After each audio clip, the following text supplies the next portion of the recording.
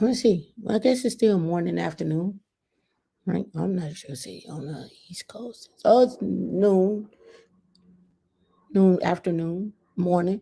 How's everybody? Um, Thank you for coming out. Could have been anywhere else, but you chose to be here.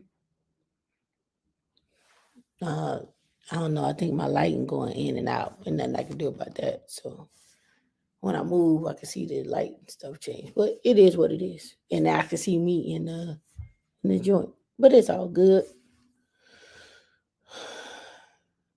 Uh, I can't help but rock. Yeah, I'm a rocker. Like you're a rocker too. I can't help. What's going on, Professor Black Ops? What's going on, Natasha? What's going on? Journey to Jasmine. I see you out there. You're up. Journey to Jasmine tried to keep me out all night. Oh, you know what? I don't rock. I lean back. And so when I lean back, I'm like, am I not close enough to the screen? Can you hear me? This, that, another. And so just be me in my head. What are you talking about, Dion? What? I don't know what that means. No, you're not. I don't know what that means. Anyway, welcome to another episode of Tech Stocks and Jobs. What are we on? Episode 77? Is this episode 77? I had to look it up. Hold on. I think we're on episode 77.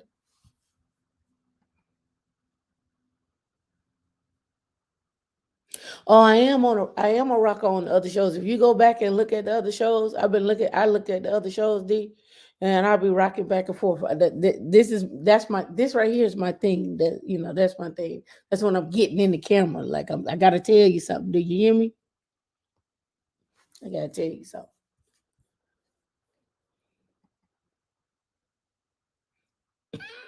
No, I'm not gonna stop talking to you out loud, D. D is in the chat sending me messages. Yeah, this episode 77. I had to double check to see what we were on. See where we're at. What's going on, Tay Tay Son Kids? How you doing? Good to see you this morning. I don't have my tablet in here. So I can't see how many people in the chat. Okay, I see. All right, 12 going on right now. Well, that's what it says. Hold on. So I have my tablet. I had to double check to see what. So see, here we go. Make sure y'all get the likes up. All right, so this week on Tech Stocks and Jobs, I was actually able to attend the Moss Adams Private Foundation Conference. Last week we talked about the 1041s, right? And I talked about private foundations and trusts. And so they had a conference this week. And I got access to the slides and so forth. And the conference was free. And they also have a conference coming up for where they have a link for how to fill out the 990 PF that we talked about last week. And I'm gonna just briefly go through some of the things that I thought were important for. I guess I'm looking at day one. Some things that were highlighted, and so forth. Right. I want to go through that. What's going on, KD? Afternoon. How you doing? D, did you want to do a word from our sponsors now before we get into everything? All right, I guess we'll do the word for our sponsors. Word from our sponsors. Hey everybody, welcome to Women in Linux. I am Tam and D is in the background. And we just want to share with you some of the perks of being here on our channel. All right, so first things first, if you want to connect with us on social media, connect with us anywhere on social media at Women in Linux. If that's just too much for you, you can always come and find us on womeninlinux.org. And if that's not enough, we have even more perks where you can hit the connect button. Once you hit connect button, you put your email address in here. And once you put your email address in here, it'll connect with us in our Slack group. We have tons of resources in our Slack group. People looking for jobs, people just looking for advice, people looking for information and so forth, right? So again, this is Slack, it's not Discord. So on with using Slack, warn you, it is resource heavy. So you may need to use either the web browser, or if you're on your phone, you should be fine. But if you're on your desktop, and we know most of you connect on your computer, it's easier to open it up in your web browser so it doesn't take up so much memory or so many processes and so forth. That's just an FYI. That's how I use it. Okay. And if you would like to shop with us, we still have our stuff from our 5 year stuff.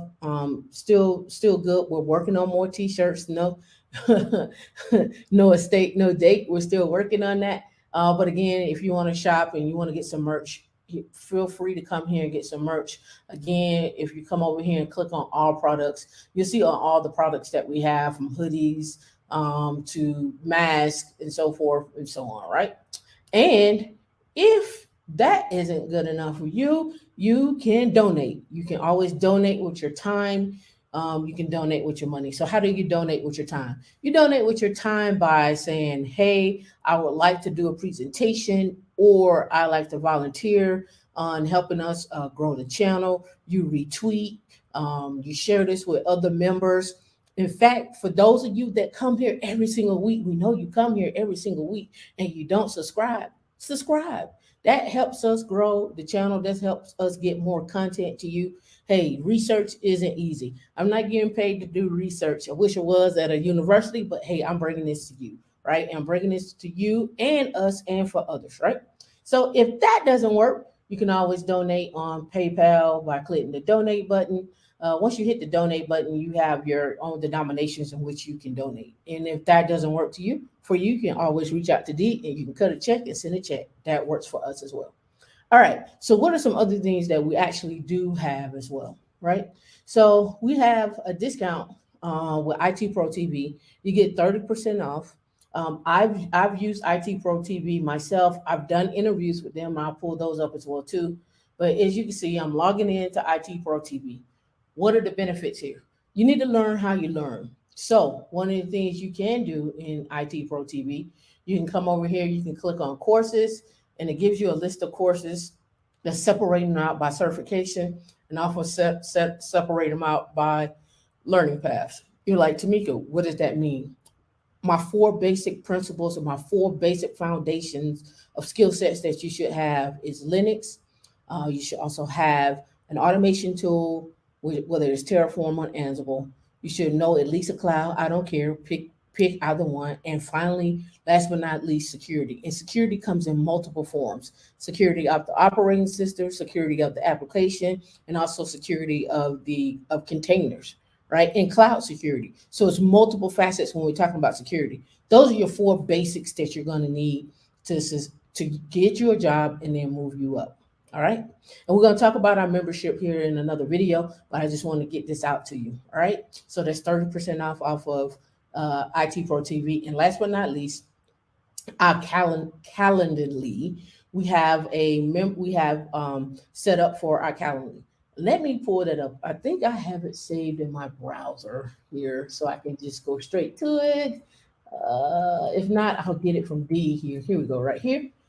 All right. So with Calendly, we have one-on-one sessions. That's where you get to talk to either me or D, and you can request either one. But where you get to talk to us in a one-on-one session, right?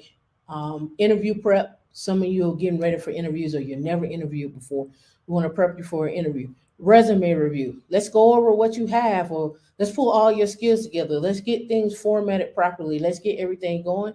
And last but not least, career assessment. What is your journey? What could it look like? What could you be going through? What are your next steps? Some of you are transitioning, some of you are not, some of you are looking to transition, and some of you are just trying to figure out what is your next step. So by saying all of this, we want you to enjoy your time here at Women in Linux. And also, as always, don't forget to like, subscribe, hit the share button, and last but not least, thank yourself that you actually did it. Linux money. I got on my Linux money shirt. It's a little big for me, but it's all good. At least you see the shirt. And D was saying we need a new intro. You know, Time flies. One day. She said that last week too. We haven't done it yet. We will. You're welcome for the blueprint. Makeup bag. Oh yeah, the makeup bag is on the site. I think it's on the site, ain't it, D? I think it is. Yep. What's going on, casual economist? You on the corner today?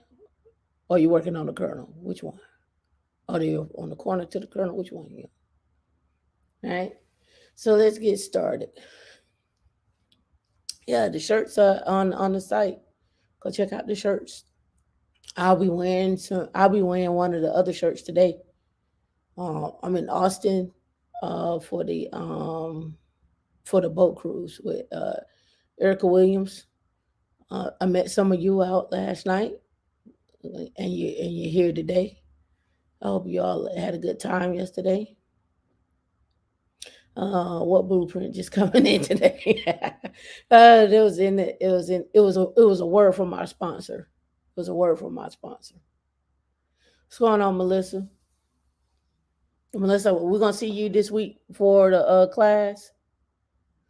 We're gonna see you this week for the class. What's going on, Data Christian? How you doing? You just purchased a beginner Linux trainer. Which one? From who? What's going on, Donald? How you doing? Good morning. Good afternoon. Good evening. You could have been anywhere. Like I said, you could have been anywhere else, but here. But you're here. All right. So let's look at what they had on in this private foundation conference real quick. And I am not working with two screens here, so you got to forgive me for I'm gonna have to jump back and forth here and go from there. So how can I do this? How do I want to do this? I'll just do this like that and then come here so I can go back and forth. So I got my screen up on the side, so I'm gonna look to the side so I can catch the chat in case y'all have questions or something like that. I won't be looking at the screen. All right, so the private foundation conference. So remember last week I was talking about 1041 IRS. Let's look at this. It's actually a PDF. So here it is right here. The U.S. income tax return for estates and trusts, right? And then they go in to talk about it right here, and then they have the actual PDF. Here's the actual PDF. But let's look at this one here. All right, the about form 1041. Now remember, I said you need to start treating yourselves as looking at yourself as a business. In one of the discords today, they were actually asking this question, and so I'm gonna pull that up so you know exactly what I'm talking about. On this one, hold on. I want to read something off to you, and then you tell me what y'all thoughts are. Okay.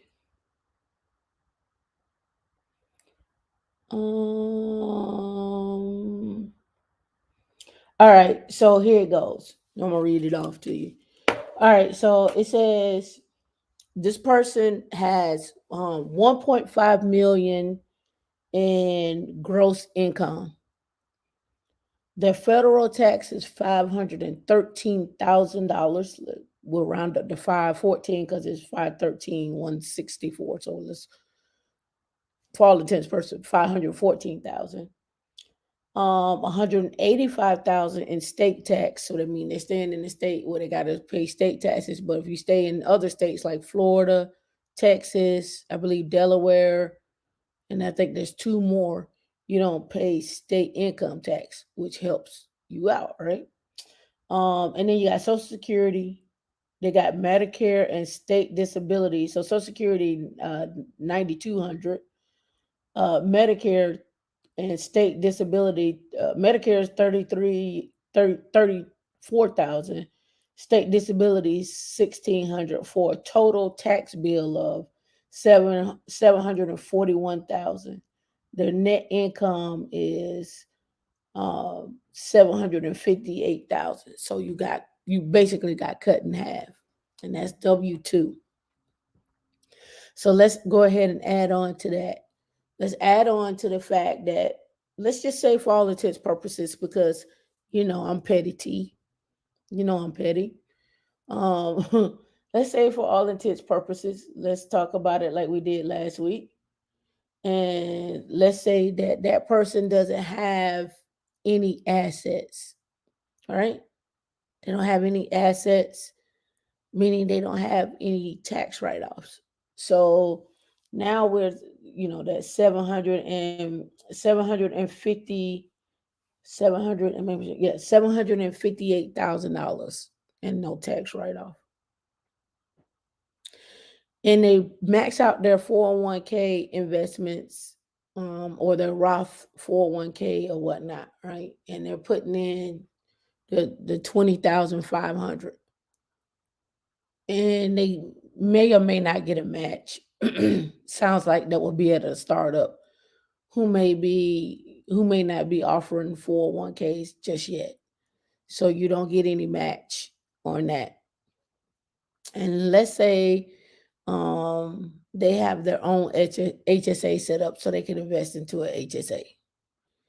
And let's also go on to add that they're single and they don't have any kids. So they don't have any assets, they don't have no dependents. They max out their 401k. Well, they don't have a 401k. I said that. They max out their HSA as much as they can. And even if they did have a 401k and they max it out, you're still going to get hit with some type of liability, right? And that's all on W-2. Keep that in mind on that, right? That's all on W-2. Now, the question is, what can you do to help, remedy or I don't want to say remediate. What can you do to help yourself come up with some type of tax break, right? What can you do to help yourself to come up with some type of tax break, right? So you need to start looking at investing in assets, right? And you also need to start considering how can you move over to 1099. And now there was a big debate online. It was on LinkedIn. And then on LinkedIn it says, hey, I see a lot of you all, and I know the guy, we've had conversations. And I told him, I said, we need to probably start rethinking that message. Are looking at contract work and you're doing the 1099 jobs.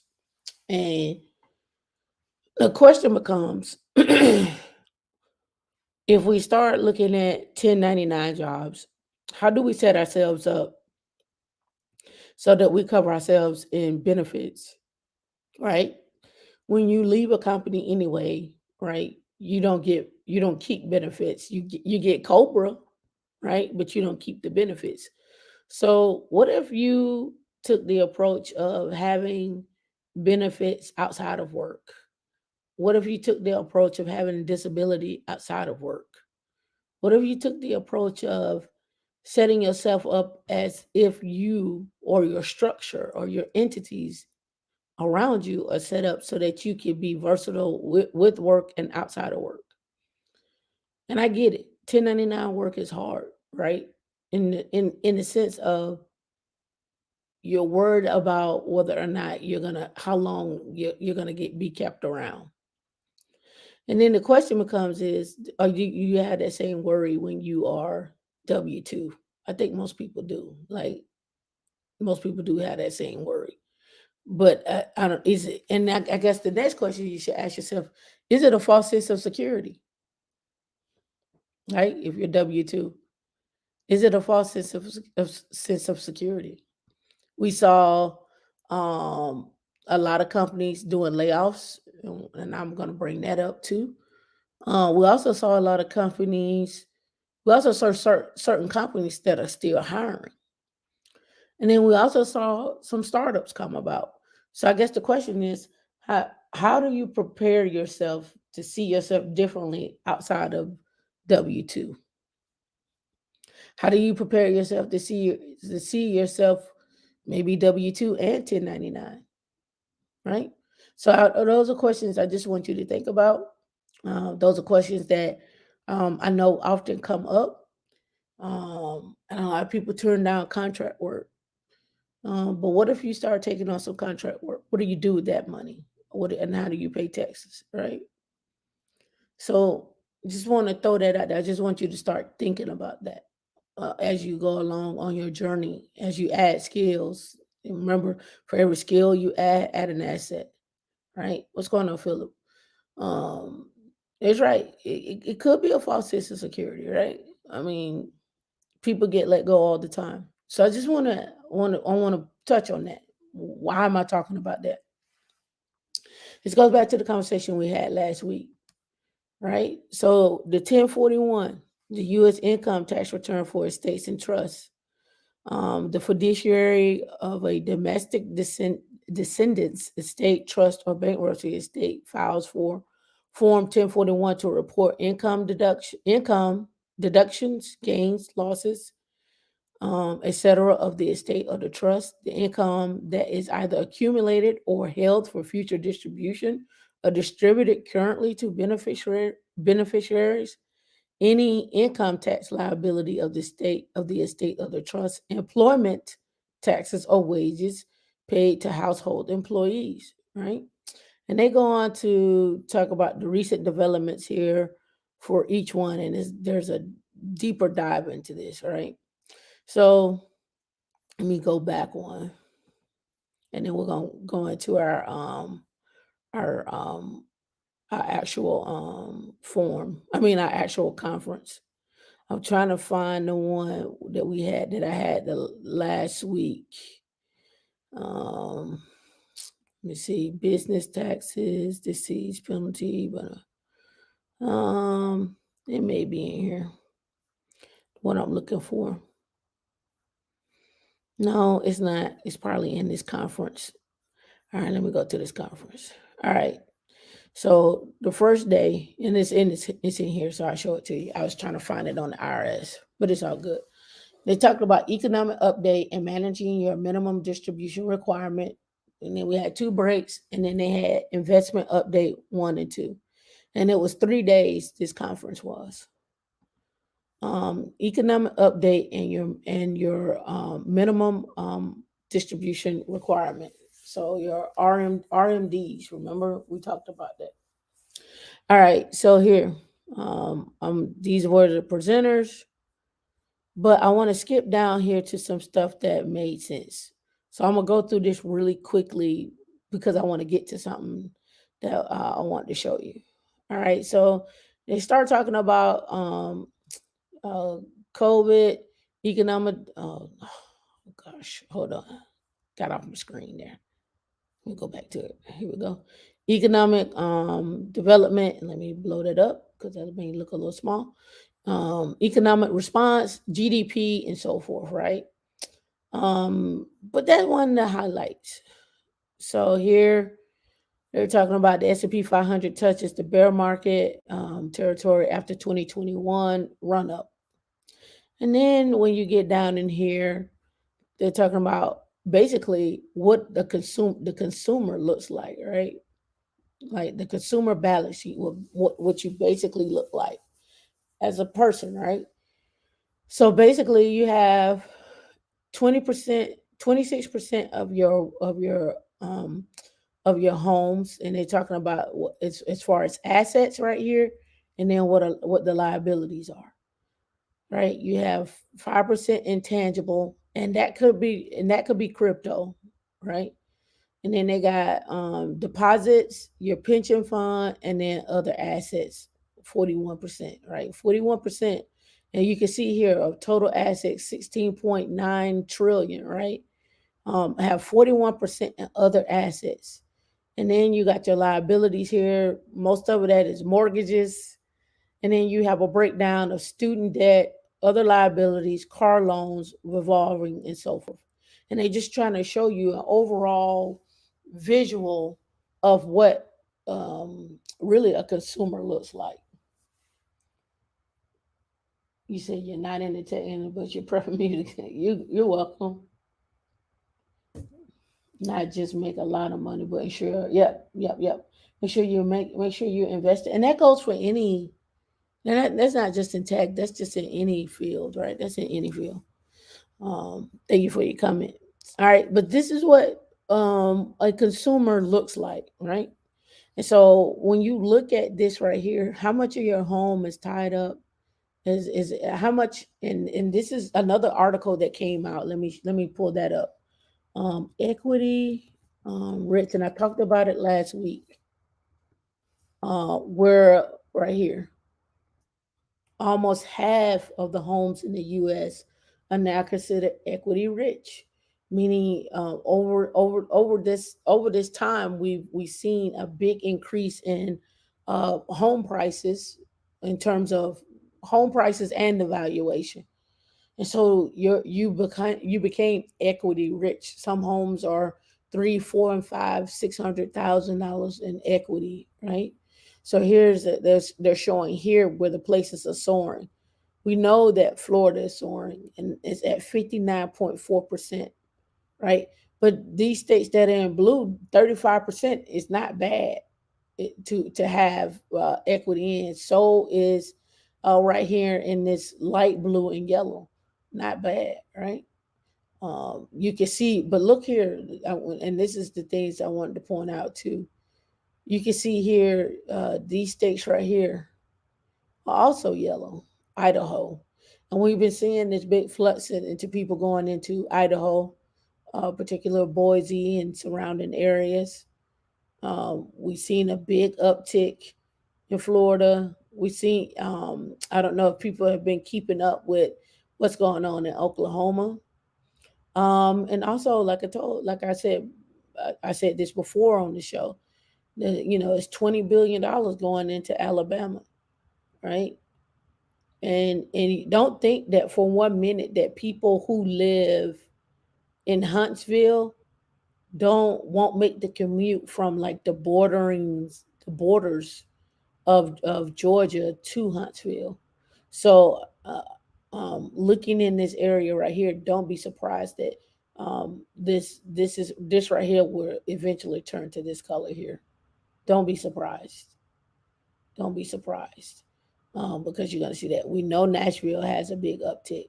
So when you're looking at, you know, what gaining more assets and stuff, you can use this as a reference. But I also would say look at what's going on in the area. Every city has an economic development plan, so check it out. See how much money they're investing into it, and then what's going into it. All right, so that's the look of a consumer.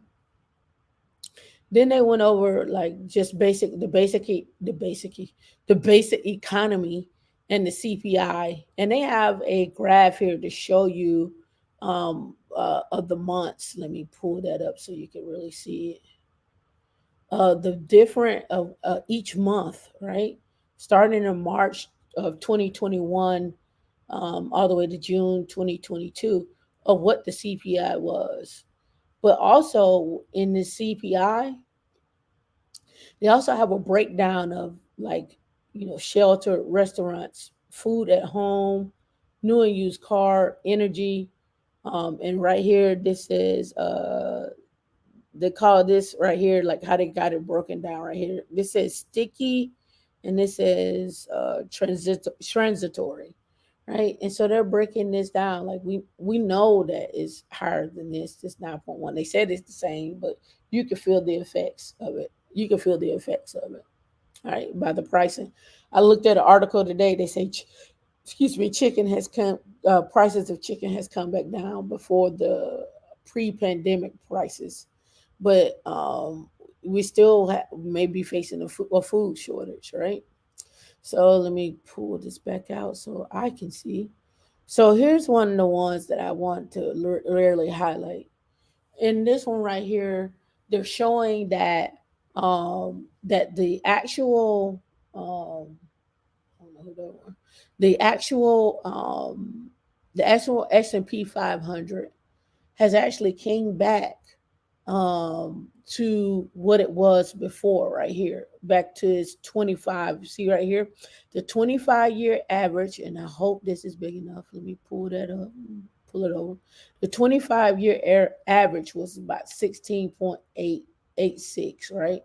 And they're saying now, right here, like we had that big run and we had a fall, right?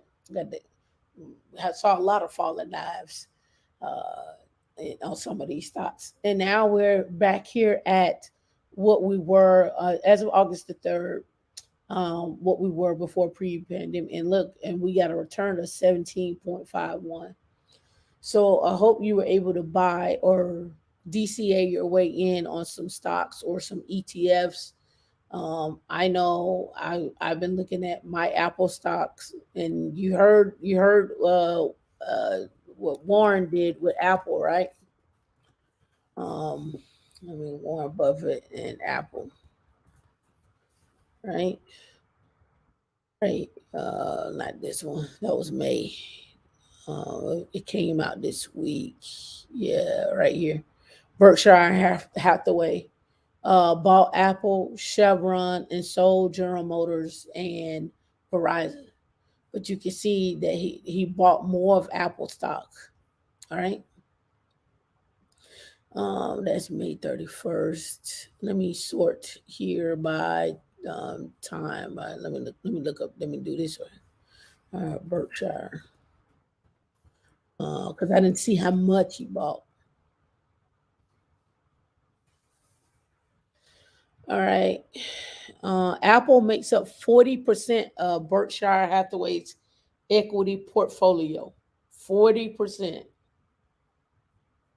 40%. Right.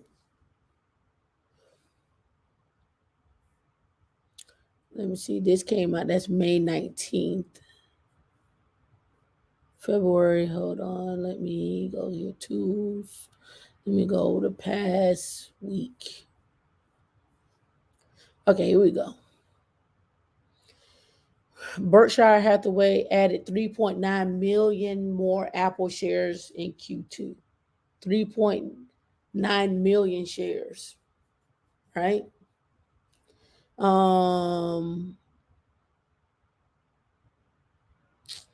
Let's see. It says Berkshire acquisition in the second quarter follow more purchases in the first quarter of 2022. Buffett's firm bought 600 million of Apple shares in Q1. So he bought 600 million in Q1, and then he added 3.9 million this term around. Right? So you have to think one of the richest men in the world is adding more Apple to their portfolio. So you can go look for a stock or an ETF that contains Apple, or you can buy Apple directly.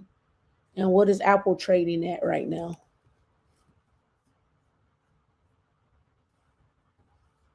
Over here, finance. And let's type in APPL. Working with Henkel. Some ad on here. So it's $171.52. 171.52. So you could buy a share, or you could DCA your way in and do fractionals. And we're going to talk about that too. Right? So again, when we're talking about the S&P 500 and what it's performing like, let me see what the performance of Apple has been. Historical data. I want to see the performance. I may have to log into. Somewhere and see what Apple performance has been over time. Let's look at Apple terms. Performance. Apple performance. Over 10 years. Let's see. Let me see. So we just found an annual return of 24.18. See, what is our 10-year return? Okay. So Apple's 10-year return has been about 22.81%. Right? That's not bad. That's not bad at all. right? So, I mean, you can look at it as you put $10,000 in, and in 10 years, you have a return of 22.81%, right? But you'll keep DCAing your way in. So, not bad on returns, right? All right, so here, let's go to the next one. Let me bring this down. Then they talked about sources of earnings per share, the S&P 500 year over year, and earnings per share, right? It got about 9.1% average from '01 to 21, and Apple is returning 22%, almost 23. And then they talk about employment trends. So this one was the one that stuck out for me. If you look here, they're saying job openings lagged 1 month divided by the employment persons, right? And so you can see here from, I guess this is, I'm assuming this is from 73 to 2021. And this slide is called labor demand. And then you got here where they're showing what people got laid off, right? How that looked, that big dip here, and then we got a big high right here after 2020, and then they're showing layoffs as well too, right? People that's quitting, and then people that's laying off, and then they got pretty much your wages here. I forget what this, when it does this right here, I forget what this is called. I forget what that is called, because it's actually called something. All right, so let me go in here. Let me see what else they had in here. I'm just going through it and reviewing it. Fed interest rates, we know about that. Consumer confidence. Look at consumer confidence. Look at it for July. No faith. For 2022. No faith. No faith. All right. Oil markets. They review where, again, they're talking about, remember now, they're talking about private foundations, and they're talking about keeping their wealth, and they're reviewing where the market trends are and where people are investing. So that's what we're looking at. We're just reviewing what they had, right? The oil markets, right? Then they went over into the impact of energy pricing on consumer spending and energy, and and commodity consumption and production, right? They also went into the annual returns. The annual returns are intra decline. Let me blow this up so you can see this. So they start talking about here the S&P 500 declines in calendar years, despite the average intra years drop of 14%. Annual returns were positive in 32 of the 42 years. 32 of the 42 years. And look at this. Look at this here. Look at this big dip right here. It doesn't give me, okay, it gives me that year. So I'm assuming this is 2008 right here. And then here we are in actual 2022 right here, year to date. But look what we got for returns in 2020, 2021. And this is probably the first half of, maybe the last half of 2021, and then here. Because here's 2020 right here, that right there, that marker right there is 2020. So this got to be 2019, 2021, and this is maybe the second half of 2021, and this is where we're at. And it could be 2022, but I'm not sure. But this is where we are year to date. We're minus 13. But look at this right here though. When we're talking about intent, 32 out of 32 of the 42 years, we had a high. So does it? Everybody always talks about this. Everybody always says this. All financial advisors, all the financial folks say the same thing. They all say the same thing. Time is what you need if you're playing in the stock market. If you're gonna play in the stock market, you can do options, you can do calls and puts. That's fine. But if you're a long-term investor and you're not trying to get in and get out, Time is what you need. Time to be in there. And again, I'm telling you all to, if this is not financial advice, let me say it that way. Look at the aristocrats and look at the actual kings and look at how much they have performed over time. And remember, those aristocrats and kings have to have increasing dividends over 25 and 50 years. So if you're conservative and you want to play the long game and you're okay with the slow growth or whatnot, go look at aristocrats and kings and find you a set, or find you, there's actually a stock, a ETF for aristocrats. There's a one for aristocrats and there's one for kings. Um, yeah, deeper dive into aristocrat ETFs. There's an actual ETF for it. If you don't want to do like all of that other, all the other stuff.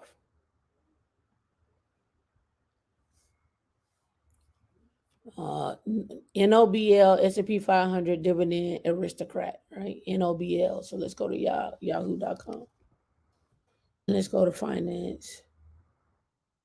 And let's go NOBL. All right, $93.62. And let's look at it for a 5 year. This is what it looks like over 5 years. Let's see if we do a max. And that's not bad. We see it. As long as we see it increasing, that's what we care about. So let's look at performance. All right, let's see for a 10-year performance. Like I say, slow growth. They're looking at around 6.55%. But in the 5 years, it has grown 11 point. Well, right here, this is the last board, but 11.59% in the 3 year, 13.76%. And then they got a breakdown right here from 2014 to 2021. In 2021, it had a annual return of 25.49%. So this is NOBL. NOBL. And NOBL is a ETF that contains nothing but aristocrats. So if you wanted to play the stock market and you wanted to be involved in just aristocrats or just kings, you can go find an ETF that contains these aristocrats, and it contain the kings, right? So let's go look at the holdings of what's in that, right? Let me see. So here's the ticker symbols of the assets for this one: Nucor Group, Target Group, ExxonMobil, T. Rowe Price, Franklin Resources, Centos Corp Group, Cincinnati Financial Corp. And they're about 1%, about 1.8% on each one. I rounded up and say 2% per, right? And these are the top 10 holdings. These are the top 10 holdings. The industries in which this particular ETF is in is basic materials, 11%. I'm gonna do everything that I see that's over 10%. Financial services, consumer defensive, healthcare, and then industrials. So if you just wanted to be in something that's just has aristocrats and just has king for conservative growth, you can do that. All right, I am here. I am here. I am here to convey knowledge today. All right. So that's NOBL, and that's a ProShares S&P 500 dividend aristocrat ETF. Right. So now let's go back and let's do a search for kings. So let's look up ETF kings, and let's find out who it is. Oh, that's boat party time. All right, so let's see. Who can we find here? Upholdings Compound Kings ETF, KNGS. KNGS. Upholdings, Compound Kings. Thank you. KN KNGS. I don't know. I've never heard of this one. I'm willing to look it up, but I've never heard of this one. Let's look up KNGS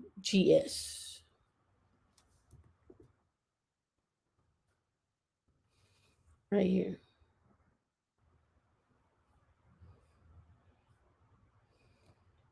No chart. Okay, here we go. It just needed time to render. Okay, it's brand new. Look at it. When I go out 1 month, 6 months, this look brand new. 1 day, I guess it don't have nothing, but look 5 days, it don't have anything. We go 5 year down. This is on a king. Like I said, I've never heard of KNGS, but let's look at their holdings. In the financial sector, consumer cyclical, and communication services and technology. They 40% weight on technology. You can see why they're down, right? Because the tech ETF, the tech stocks have been down. So and they're spending 40% of their holdings. So that would make sense. So let's look at it over time. Yes, it hadn't been out. Look, they don't have any 3 year, 5 year plan. So this is seem fairly new. This is fairly new because they only got 1 year, 3 months, 12%, 12.8%, 1 month, 14%, and year to date 20 down 25 because they got 40% in tech. And that's another thing you all have to be very mindful of when you're investing, balancing out your portfolio or diversifying your portfolio. And when I say investing, I'm not just talking about stocks. I'm also talking about the total, your total asset portfolio, understanding all the different asset classes. Understand which market. Like if you know you're really good at doing options and day trading, by all means do that. If you know that you don't have the risk tolerance for that, then you should partly lean towards being more conservative, going with things that you're familiar with. You're familiar with Apple products, Clorox, Johnson and Johnson, Coca-Cola, about Pepsi, about certain household goods, right? And consumable goods too. About those things, right? You know about shale gas or Exxon or something like that. Stick with what you know, and it's okay. And if you got another little pot of money where you want to be risky in, you can go play in that pot of money. But if you want to be conservative, you can do that, right? That's just some basics. That's not financial advice. You can read about that. They'll tell you to diversify your portfolio, but at the same time, you need to diversify your asset portfolio when you're buying your assets. And if you don't want to do that, if you know you're good at flipping houses, then it's okay. Flip houses, right? But I guarantee you, those people that flip houses also probably invest in other things as well too. And it may not just be stocks, it may not just be rentals, it may be short term, long term. It depends, right? It depends on your tolerance, on your risk tolerance. And you could go online and take a test to find out what your risk tolerance is. Some people like slow growth, some people really, really, really want to get in it. Let's see. The Magic City ETF. What's going on, Stacey Lynn? How you doing? All right, let's see if we can find another king, because I don't think this is the only one. I think there's different ones. Let's look here. Let's go back. King upholding portfolio kings, Morningstar upholdings, Yahoo Finance. What ETFs done? I don't. Let me see. ETF for kings and aristocrats. Let me see if there's one for both. Um, Top analysts, Telegram. Dividend kings versus aristocrat, the best pick for your portfolio. Investing in kings and aristocrats, Motley Fool, the last definition. Here's the definition of those kings. Let me see. This is as of late of 2022. This is of July. And remember, kings have increased their dividends for the last 25 years consecutively, right? And then they show you here the kings. They show the aristocrats for 25 and kings for 50, right? Dividend kings are best in class dividend growth stocks. The longer you hold them, the greater your wealth building it becomes, right? So here's the sectors: utilities, industrials, consumer defensive, financial services, healthcare, consumer cyclical, and they have all of the blow that zone. They have the actual ticker symbols of each one of those, right? So you can come on here and you can go look at. Let me scroll up here. You can go look at AWR, and it has increasing dividends over 67 years consecutively. And then you can come over to Yahoo Finance and you can look up AWR. And you can say, okay, I know if I play the long game over time, that this is just going to grow. Now, the question is, what are the returns of that? What we know is it has increasing dividends over 67 years. So no matter what, AWR has is one of those um, investments one of the stocks that you can invest into that you know is going to have increasing dividends over years. Now, if you look at some people online or even talk to some other investors, some people invest in stocks and all they do is go by the dividends. They live for dividends. Like instead of getting the dividend out, they actually reinvest the dividend, right? So they can keep buying shares, right? And that's the thing with Apple. You want to keep investing, you rebuying the shares, you reinvest the dividends. So it keep buying you shares. And over time, you'll see that return. But when you got the Dover Corporation, Northwest Natural Holding, Genuine Parts, you probably never heard of any of these companies, but they've been around for 67 years. Emerson Electric, Procter and Gamble, another one that I mentioned about, 3M, Cincinnati Financial, Coca-Cola. This is another one that Warren Buffett is invested in. Speaking of Warren Buffett, um, I'm gonna prepare you for this one. Let's see. Uh, I hadn't finished it. I need to finish it. It's a video from Bigger Pockets. And is this one, yeah, this one here. A plan and this one here, it says, and this is what do they call them? I forget what he called them. Warren Buffett's or something like that. Anyway, there's a group, and you can go look these groups up. That all they do is look at how Munger, Buffett, Elon, and they all they do is look, and even Pelosi. All they do is study their investments, and all they do is look at what classes they invest in, what moves they make, and I brought this up before. Um, and I bring this web link up again, and show how and what they invest in, and study what they're investing in and why. And that's all they do. This is all they do is all their stuff is dedicated to that.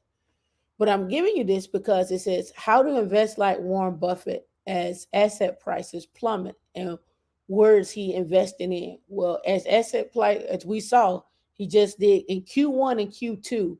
He did 600 million in Q1 in Apple and 3.9 million in Q2 in Apple.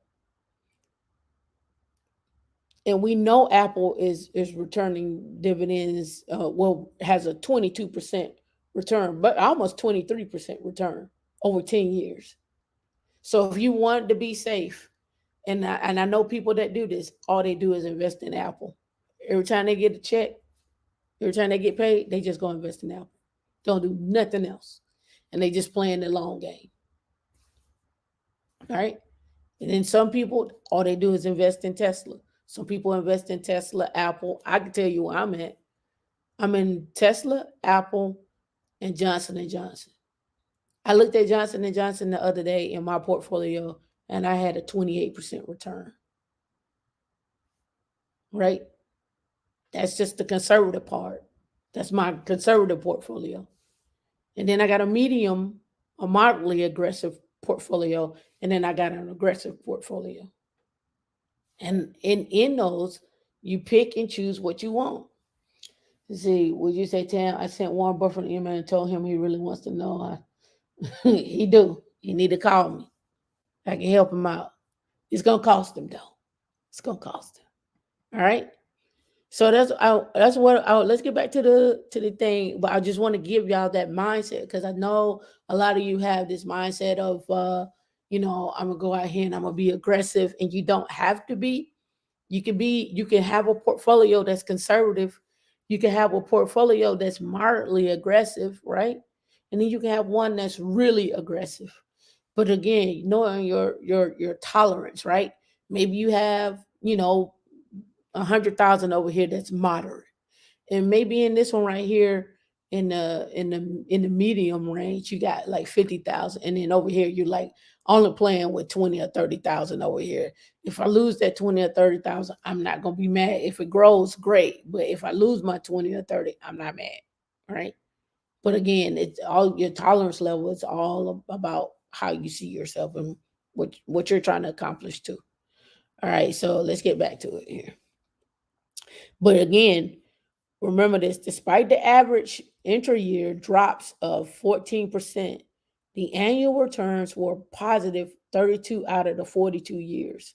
So let's say you invest out of 30 years. Let's just say you lose 10 of those years, but the 20 of them years you good, right? All right, then it talks about the yield curve here, the U.S. Treasury yield curve. I got to go do some investigations on the yield curve, like to really break that down for you, because I didn't go through this. I'm going through this with you. But here's what I wanted to show right here. I hope this one right here helps you out a lot. Oh, it's so blurry. If I blow it up too much, it's gonna be too blurry. But I hope you can see this line right here that's going across it. And if you look, you can see the asset classes returns. That's what we're looking at. We're looking at asset classes returns from 2007 to 2022. Put a one in the chat if you like this content. Make sure you like and subscribe as well too. Don't forget the notification button. What our likes looking like? Let me double check. Let me look how likes looking like. All right, we got 39 people here, and we only got 27 likes. We gotta get these likes up, right? So again, when we're looking at this, and let me see if I can expand this just a little bit here and move it over, get it all on the screen. Yeah, see, it's gonna keep going. All right, so I'm gonna have to move this way. Okay, there we go. Oh no, stop doing that. Let me go back to it right here, slide 20. And let me blow it up some, blow it up a little more. We move it over some. We got a lot of white space over there. Blow up a little more. That's too big. Okay, that's about as good as I can get, right? All right, so look, we got here we got it just says asset allocation, right? But it also shows if you probably can't see this. But anyway, you can see here we got large cap Large cap in 2019, the returns of 31.5%, right? I'm going to go over here to 2021 right here. REITs return 41.3%. Then we got large caps return 28.7%. Commodity return 27.1%. All right. And then we got small cap 14. And then we got this asset allocation of 13.5. Then we got DM equity. I'm not sure what DM equity is. I have to look that up. But you can see here, REITs were booming in 2021 at 41.3% on a return. It was booming. And so over here, for our year to date, so far commodities have returned 19.5% so far. And cash 0.3.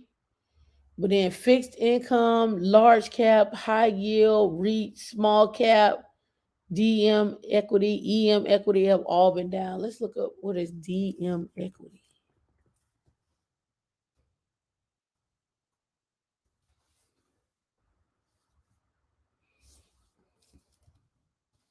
See, what is the difference between EM and DM? Anyone who's been paying attention for, okay, emerging markets, I'm assuming that's the EM, and developed markets. Okay, emerging and developed. So we know what it is, so we know what we're looking at. All right, so emerging and developing. So emerging markets and developing markets have both been down right here, right?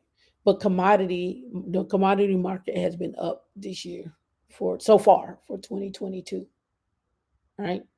And then let's see, that's that one. Minimum distribution requirements. So let me pull this back out. Right? It says none, and remember, uh, there were 3 different types of private foundations last week that I discussed, but we want to be focused on the non-operating. Non-operating private foundations are required to make a qualifying distribution of 5% of the F&B of assets not used for charitable purposes. The distribution requirement is calculated annually and reported on the 990 PF. And they actually have a talk about this 990 PF coming up. And they already have a webinar on their website from Moss Adams. Right? Private foundations have until the close of the taxable year after a calculated YAR, it may have been a year, to make qualifying distributions. Distributable amount for FYE 2022 must be distributed by 12/31 of 2023 to avoid tax. So I gotta spend this, right? I gotta spend this. Access distributions may be carried forward for 5 years. Qualifying distributions, any amount, including reasonable and necessary administrative expenses paid to accomplish charitable purposes, and any amount paid to acquire an asset used directly in carrying out charitable purposes. Qualifying distributions calculated on a cash basis on page 1 of 990 PF, and then they go into all this legal mumbo jumbo. I don't want to read all that. So, qualifying distributions. What forms might a charitable purpose expenditure take? So, in other words, what are qualifying distributions for your private foundation? Grants to qualified charitable organizations and private operating foundations, grants to non-operating private foundations and controlled charities, grants to non-charitable organizations, grants to foreign organizations, grants to individuals, pre-approval for scholarships, direct charitable activities, and program-related investments. And they go on to talk about expenditure responsibility. What's your responsibilities? What you got to tell the RS, basically. And then they broke down the qualifying distribution examples for your private foundation. So you can have grants, which we just talked about, expenses, acquisitions of assets, Asset used directly in an exempt activity or for an exempt purpose. Direct charitable activities and PRI, and then they got other qualified set asides. And I will refer to the actual IRS for what are other qualified set asides. So it got too big there. When markets are volatile, it may be difficult to predict what the minimum distribution requirement is. That's what MDR stands for, prior to filing tax return. Assessing market position quarterly and its effect on MDR. Planning for liquid assets in a volatile market, taking losses in order to offset gains, and use the carry forwards, meaning carry forward to the next year. Wait to see how that, because you got a whole year to get those minimum distributions out, and so you may be you may be going through a situation where the market is down, and you like, oh, let's wait. I got a whole year to wait because I got a whole year that I can wait to file. And then once I wait to file, then I'm like, oh, okay, the market is up. I may want to play and be like, all right, cool, here's your distribution. And I got a whole year to file, right? So again, private foundations, the world of 501c3, private non-operating foundations, default classification, private operating foundations, public charities such as school, churches, and hospitals, public charities due to support broad public support, mission related revenue, and supporting organization public charities, PCS due to the relationship. I don't know what PCS means. I will have to look that up. Then they go to top chapter 42, excise taxes, net investment income tax, self-dealing. And this is part of that book that I was looking at with private foundations when they were talking about self-dealing, qualifying distribution, excess business holding, jeopardizing investments, what could jeopardize your investments, and taxable expenditures. These are important things that you want to know, right? These are important things you want to know, right? So private non-operating foundations, some key differences from public charities. So if you're wondering what's the difference between a nonprofit, which, by the way, I was looking at watches and getting into it. Rolex is a nonprofit. Rolex is a nonprofit. Let's go. I'm gonna look it up. Let's go look here.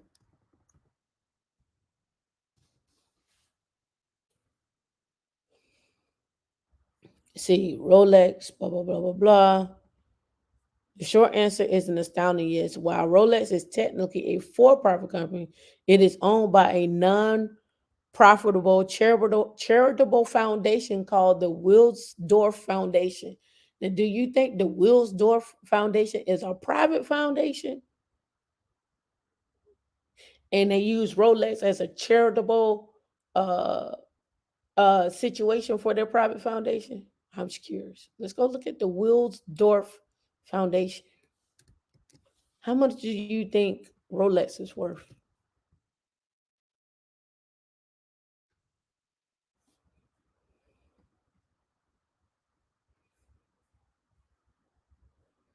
He was a German businessman, Hans Wilsdorf Foundation.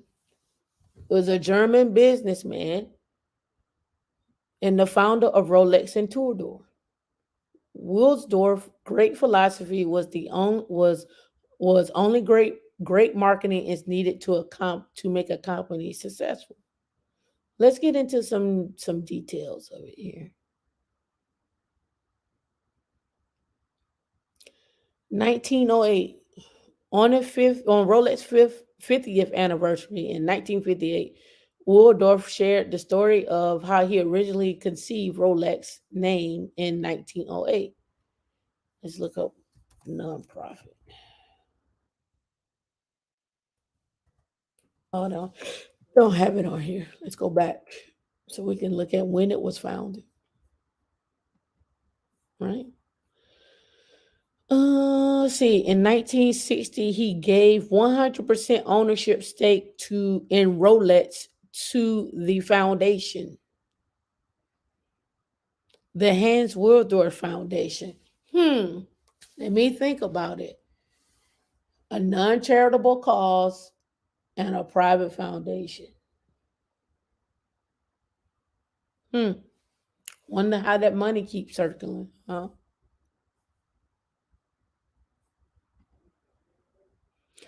What does the Wilsdorf Foundation do? The Hans Wilsdorf Foundation contribute to Geneva's cultural offer by supporting various institutions, particularly in the fields of music, theater, and visual arts. The foundation has done and continues to do a lot of charity work in the city of Geneva. Huh. So now let's go and look at Geneva.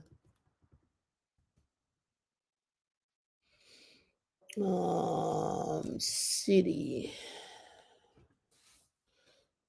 Let's spell the right. City of Geneva. One of the most populous places in Switzerland.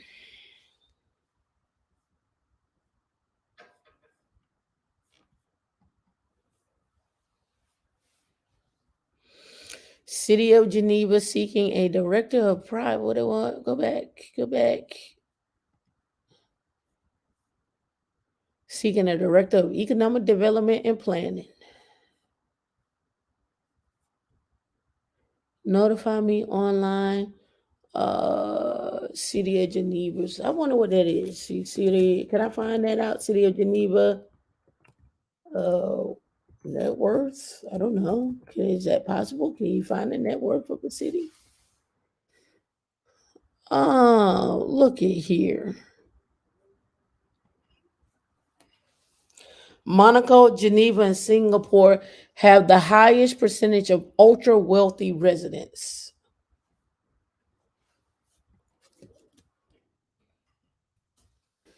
Two city states, Monaco and Singapore, as well as Geneva, Switzerland, claim the top three spots in a ranking of the world's highly concentrated cities for ultra high net worth individuals.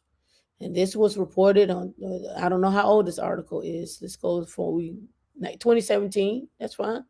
Let's go and see if we still find it. Let's go look at Wealth X. Let's see what they say now.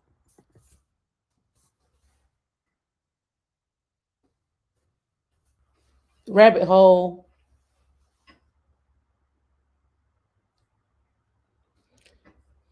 All right, Wealth X. Let me see. Let me see if we can find some data here. See if we can click and find some reports. Help you guide business strategy, screen your data, uncover roadmap, maximizing your relationship, blah blah. Our clients, financial services, luxury, education, and not for profits. Let's go to insights.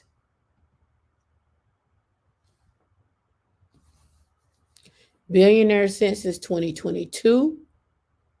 The crypto investment for the wealthy, ultra high net worth philanthropy, preservation and succession of family wealth, the billionaire census for 2021, the pursuits of the wealthy and why they matter.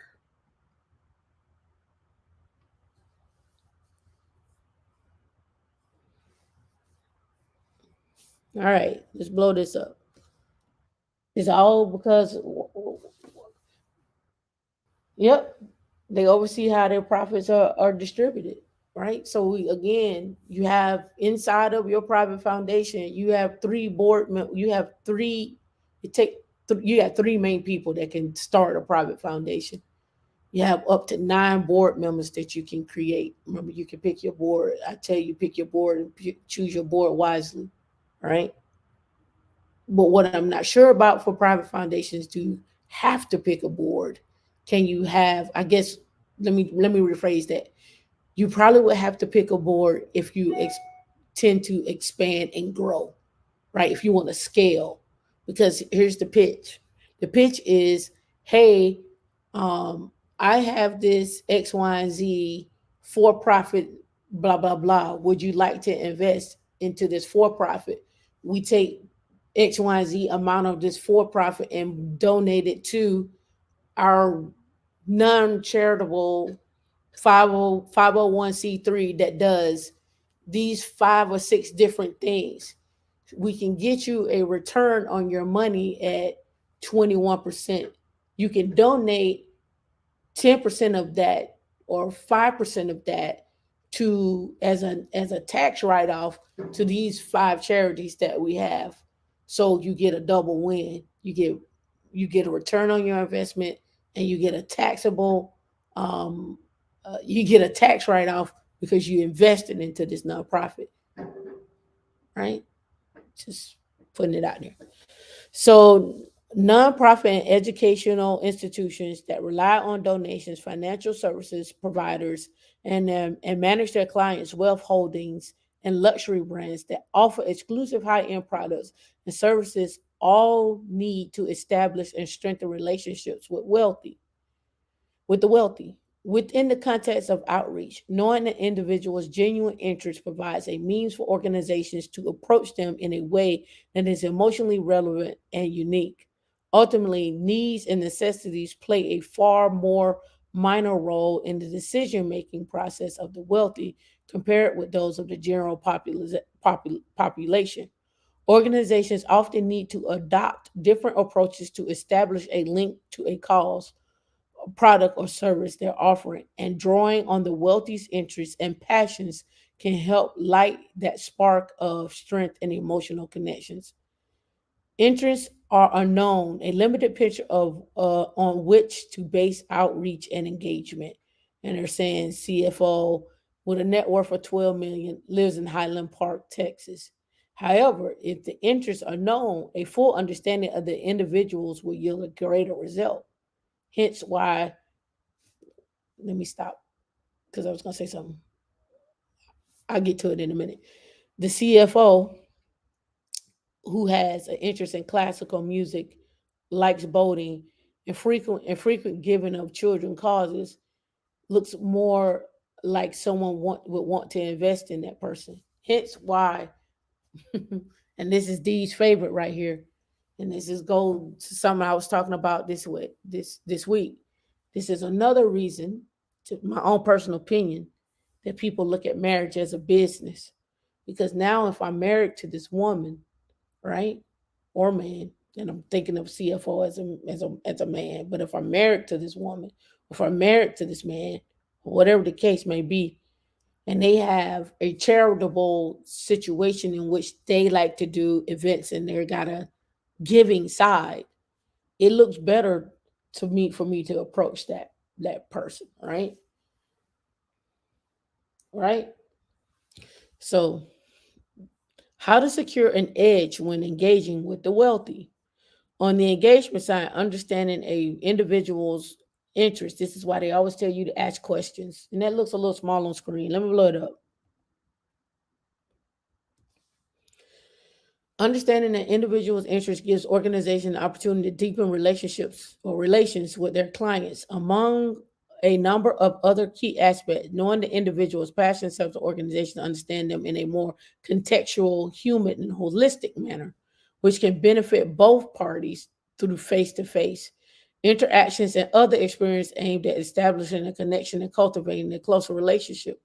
Access to wealth intelligence can provide you the unique insight on individual wealthy prospects. By doing your legwork, you will stand out amongst competitors vying for their support.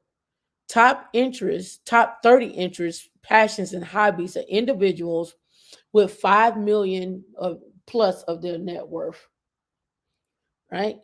Sports, philanthropy, public speaking, outdoors, technology, education, traveling, writing, politics, arts and music come in tied at 10, science, aviation, health and wellness, food, entertainment, animals, reading, vehicles, boating, media, religion, film, alcoholic beverages, fashion, stage and theater, culture and heritage, agriculture, human rights, and history. Hence why you see a lot of billionaires probably on sports teams. Hence why you see a lot of billionaires on sports teams. It's where their interest lies. Then after that is philanthropy. That could look like a lot of things. And then public speaking, the outdoors, and then technology. Education is number six. We don't care if y'all smart or not.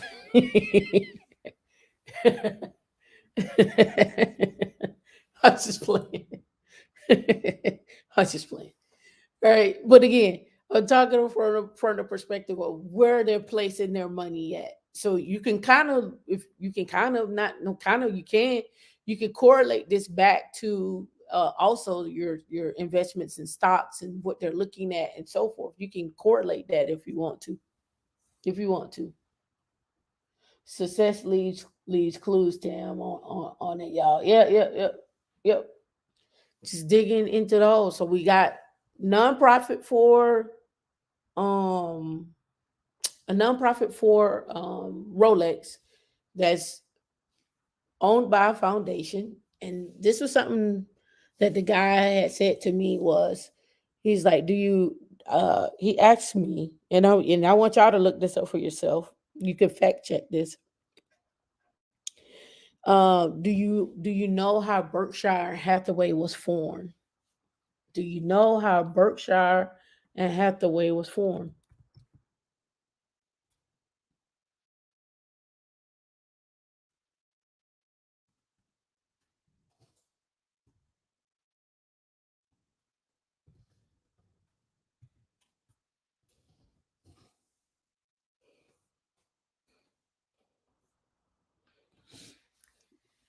Yeah, type of one in the chat if you know how Berkshire and Hathaway was formed, and type of two in the chat if you don't.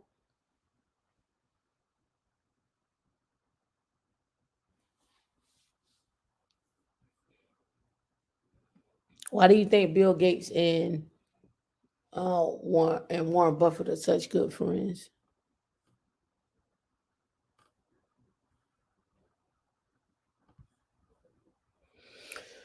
Warren Buffett could be planning to redirect tens of billions of dollars to his family abortion rights charity.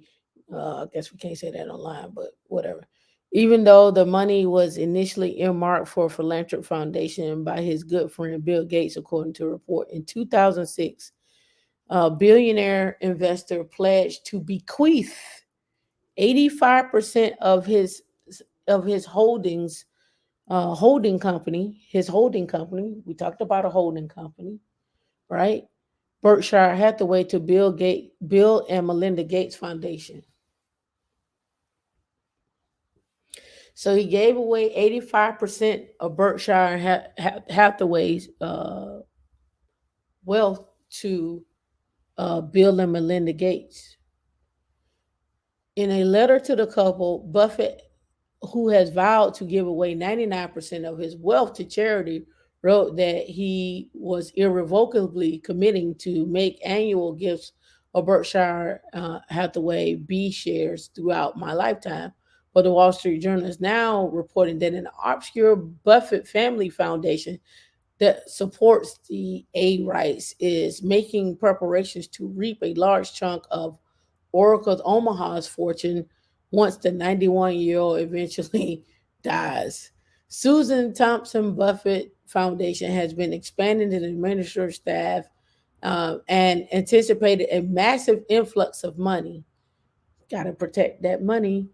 The charity focuses on promoting A rights and an issue that has taken a new sense of urgency ahead of the Supreme Court ruling and so forth, right? But basically, what came down, what it was, once he bequeathed. Let's go look at the word, the term bequeath.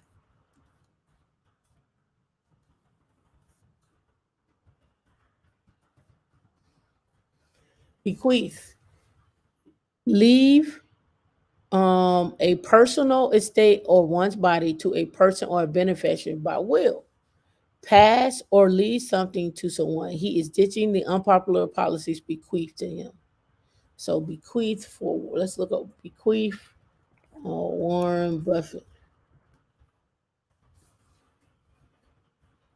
Why Warren Buffett isn't leaving 100 billion Why Warren Buffett is halfway through giving away his massive fortune. Here's why his kids will get almost none of his 100 billion. Warren Buffett is now halfway toward his goal of giving away his massive fortune, but even though he still has 100 billion left to give, he's not planning to share it with his children. The investing legend on Wednesday reiterated long-held belief that incomprehensible net worth would be better spent toward public philanthropic causes than into his kids' investment portfolios.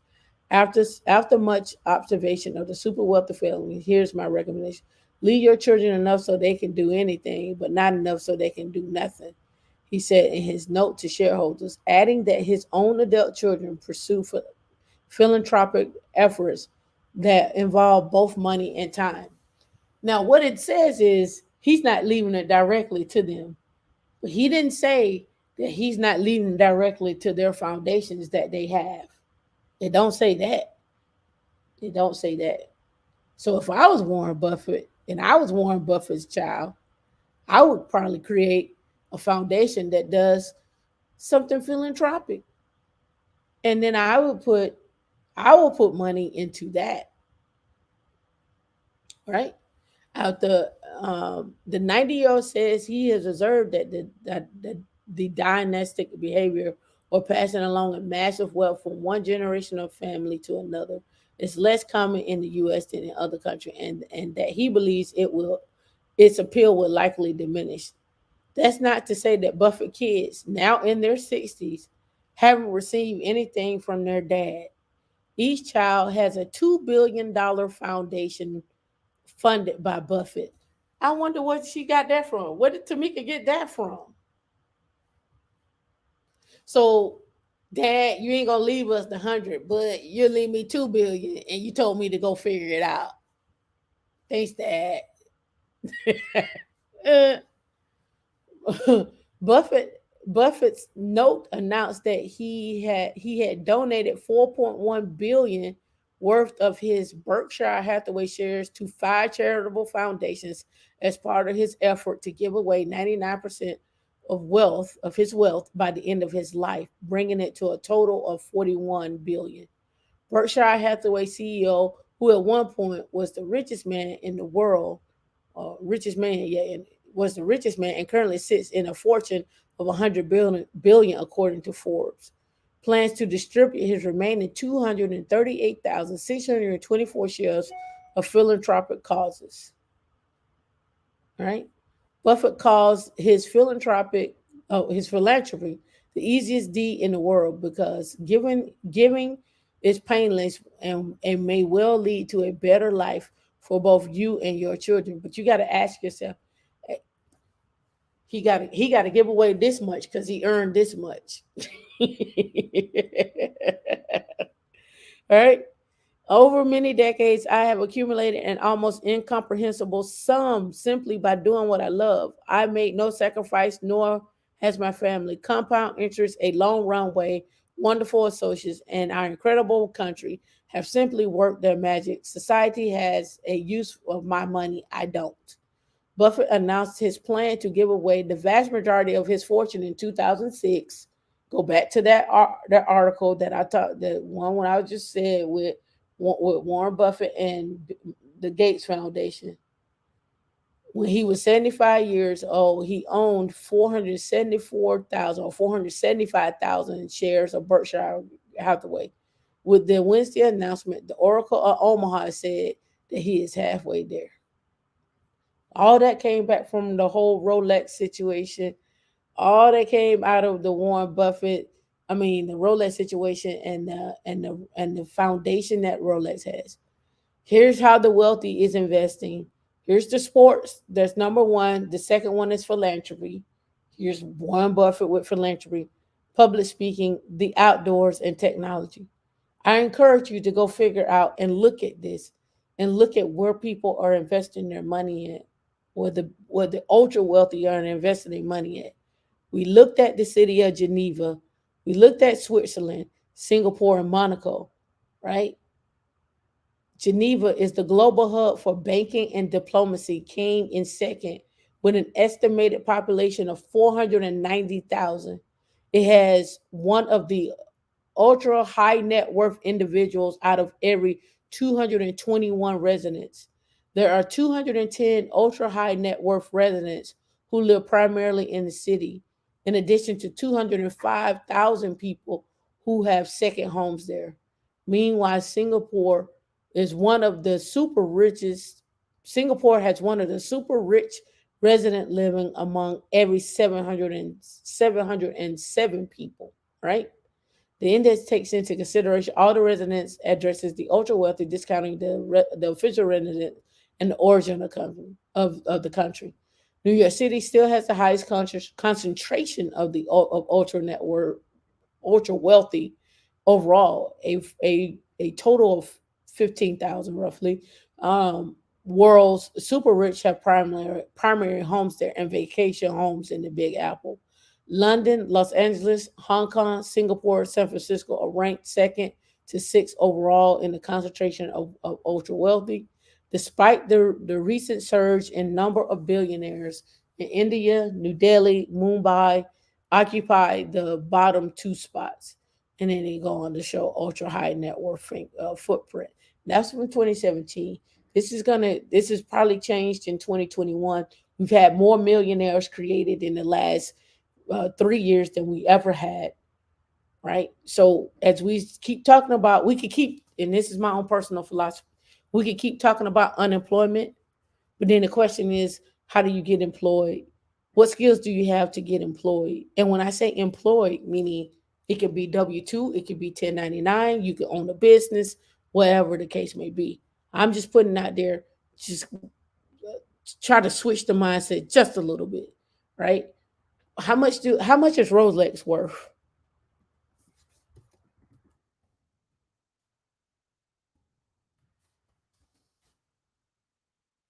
I don't want to know how much a Rolex is worth. I want to know how much Rolex itself is worth. I may have to look that up as another way. Rolex, how much? Because it's a nonprofit.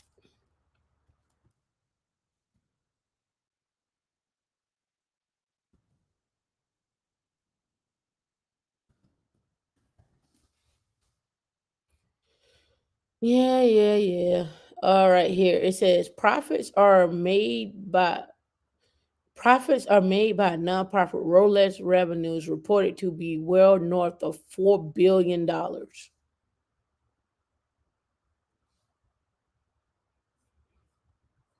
Is buying a Rolex a tax deductible? Is Rolex another? When something sounds good, true or true. Rolex made Swiss, blah blah blah blah blah blah blah blah blah blah blah. Rolex is a qualifying charitable organization.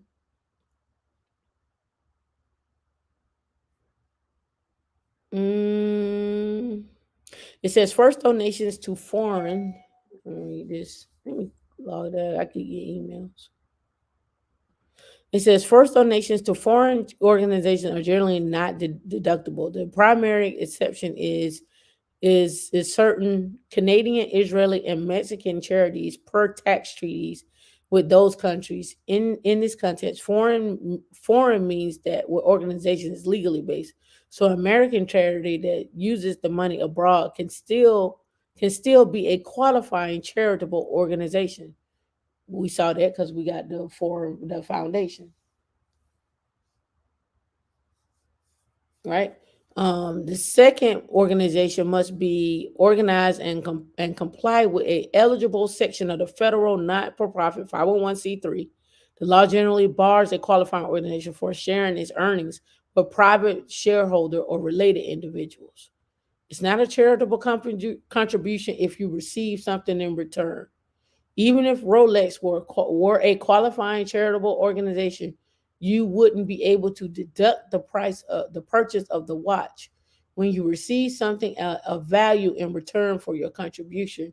What you have really done is made a non-deductible purchase. The exception to this rule is if you overpay. In this case, you wouldn't be able to deduct the fair market value of what you receive, but you could deduct the overpayment.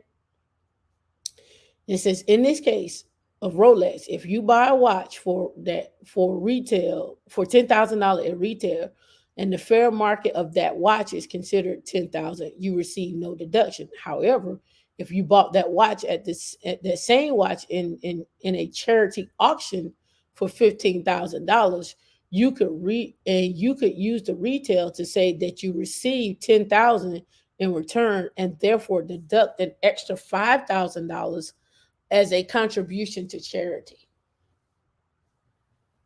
What if I buy Rolex through my business? To be deductible, a business expense has to be ordinary and necessary. Excuse me. For example, a restaurant has to buy plates and forks for consumers to eat with, so it can deduct plates and forks. It would be virtually impossible to argue you need a Rolex to operate your business, while you may need a timekeeping piece that doesn't have an obligation to go with the cheapest item. A Rolex still will likely be out of the ordinary. If you were to buy a Rolex to give to an employee as a gift or a bonus, it would likely be deductible to the business as a compensation expense, but taxable to the employees as income. In short, buying a Rolex is not a clever way to receive a tax deduction. What about deducting an Apple Watch? An Apple Watch is generally not going to be tax deductible. First, Apple is clearly a for-profit company, so nonprofit arguments don't even come into play, right? So again, just showing you just different things that I've discovered and I see over time. Let's see, how am I doing on time, D? Okay, cool. I got a little time. All right, so let's go back to our thing here. All right. Um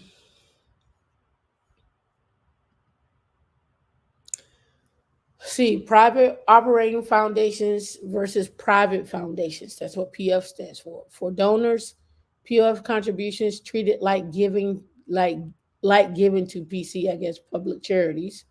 DAFs, I guess, donate. I think donating. That's what it is. I forget what AF is. Donating something can make grants to POFs, private operating foundations. Other PF grantors can count grants to POFs as qualified distributions. That's what QD stands for, without corpus. And then all goes back to all other Chapter 42 excise taxes apply. Again, read that 990 PF. See, private operating foundations, how to qualify. Meet at least two distribution expenditure tests, income test, plus at least one of the following: an endowment test, an asset test, or a support test, right? Expenditures of POF, and this is the the income test, and they break down what that looks like. Remember that 5% return. And again, you can pay yourself out of this private foundation as well too. Let me see what else they got in here. I want to click through it real quick.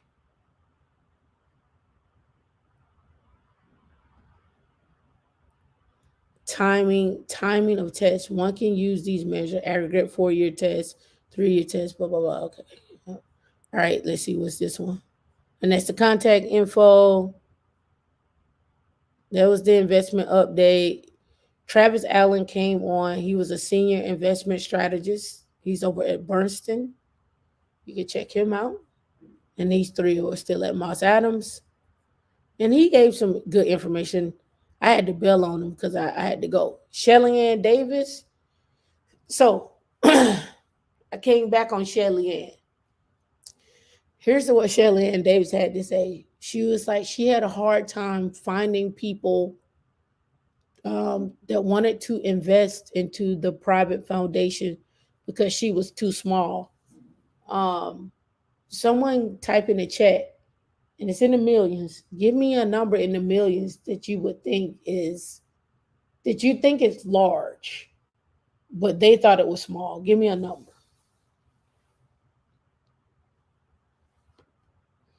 You see, so if Burger King had purchased and gifted that long standing employee from TikTok viral, they that well, no, because is Burger King a nonprofit?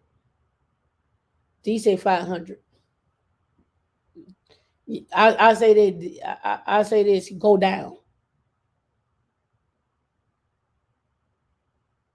too low.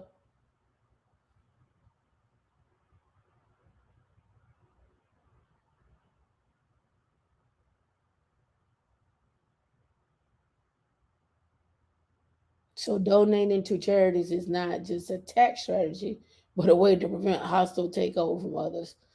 Peter Investor, you're close. It was 25 million. It was 25 million. Can you believe that? She's got 25 million in a private foundation, and it was like that wasn't enough. She was too small. So she had to partner with people to help grow it and then also grow the philanthropic side so they could see the value. Shelly Ann Davis is the president and CEO of the Coleman Foundation. So you can come up here, we can look up Coleman Foundation. Based out of Chicago. Um, they focus on entrepreneurship, cancer and health rehab, and developmental disabilities. There's their grant making. We keep hearing about grants. We keep hearing about grants and scholarships. Here's the news about the foundation and about us. The Coleman Foundation is a legacy of Dorothy W. Coleman and her husband J.D. Stetson Coleman, one-time owners of the Fannie Mae Candy Company. The Colemans created the foundation in 1951 to improve opportunity and quality of life. Today, the foundation continues to foster change through programs that are practical, financially sustainable, and results oriented. Their mission: the Coleman Foundation invests in efforts of community based organizations and local institutions to preserve and strengthen the physical health and economic and emotional well-being of people living in the greater Chicago area. The foundation will create a concept a will, the foundation will create more and compassionate, equitable, and inclusive resources and opportunities that improve people's lives with thoughtful and sustainable solution. Their values, and here's their staff: the CFO, the CEO and president, the grants manager, and the executive assistant. Here is the board. Here is the board. And they also have a newsletter. Right? So let's go back over here. All right. So bursting speakers and local contents. Here is the Travis Allen. He spoke, the National Managing Director and Senior Investment Strategist. So if I were you, I would go reach out to him, and I also reach out to the lady at the Coleman Foundation, right? I would go reach out to them.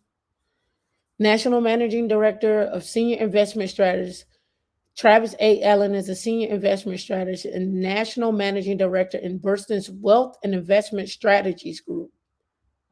Another rabbit hole. What do you have to do to be a part of their Wealth and Investment Strategies Group?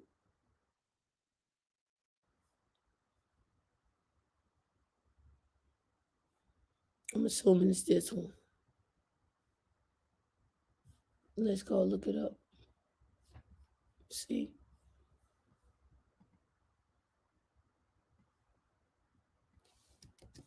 Copy the wrong thing, get the Bernsteins.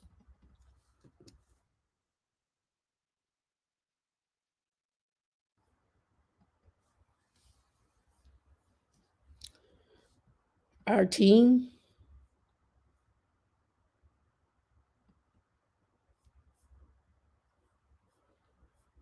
They don't have pictures of their team. Maybe they got a picture of their award. What do we do?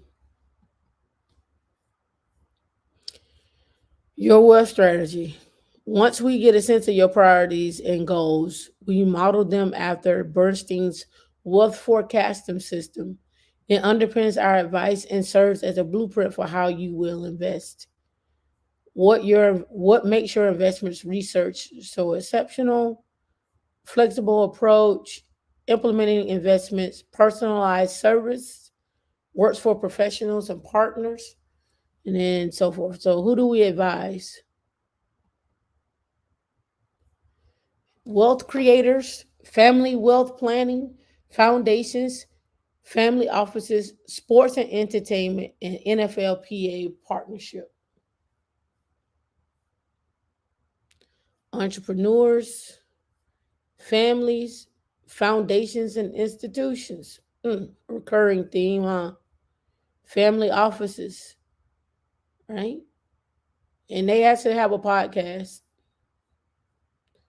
Here's our latest, The Pulse on Purpose, Inspired, and Investing, Changing the Trajectory, Women in Health and the Big Stage, an Inflection Point. So they got a podcast. Here's our team. They got a team of investment strategists and wealth strategists. Let's see. Careers. What jobs do they have? Advisor, strategy, research, and service professionals. You can become an advisor.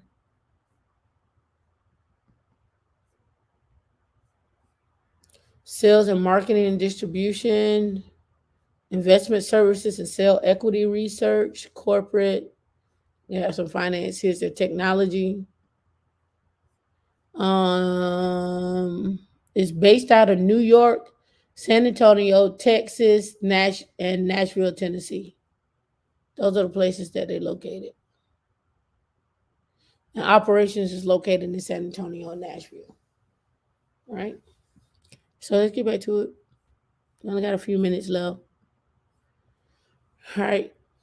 Yep. All right. So I talked about this months ago. Um, about the ESG funds.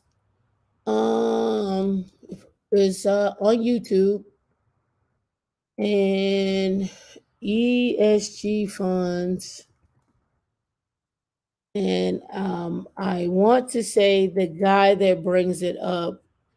Oh, I can't think of his name. It's a it's a show that I watch, and they had the young lady on there. I think she was Asian, talking about ESG funds and how to invest. So what he was saying was, in this particular one, he was talking about how a lot of the companies are using this strategy for investment into ESG funds. And again, when we're talking about here, we're talking about how to integrate that into your portfolio, and then what type of strategies are they in. Let me see, ESG ETFs. All right, so there are a set of ETFs out there that are centered around ESG, right? Interest in environmentally stable, sustainable investments. Goes back to that wealthy talk that we were talking about, where they're investing at with the outdoors and so forth. Social issues. Governance is on the rise. Doing good can be also a wise term investment. Last year, ESG mutual funds and ETFs rose 53% to 2.7 trillion. ESG has become a buzzword in investment circles for good reason. ESG ETF investing has become more about the caring for people and the planet. It has become good business. The S&P 500 ESG index has outperformed the broader S&P 500 or for the last 10 years. For more than 20 years, companies with high ESG values have shown consistent resilience and growth, right? And understanding those ETFs, let me see if they got a list of them here.